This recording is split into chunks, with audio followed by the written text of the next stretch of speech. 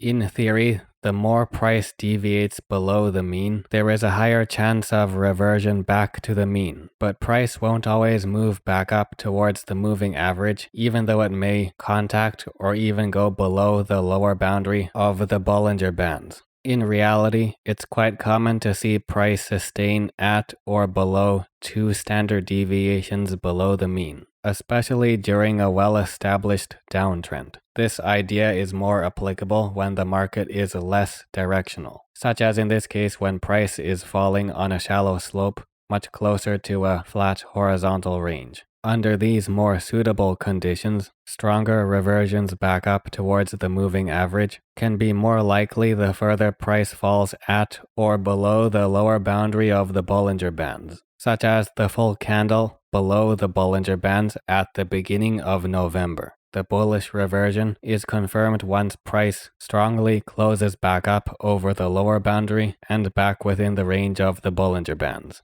Bullish reversion off the lower boundary is also more reliable when it takes place at a clear and major long-term support range.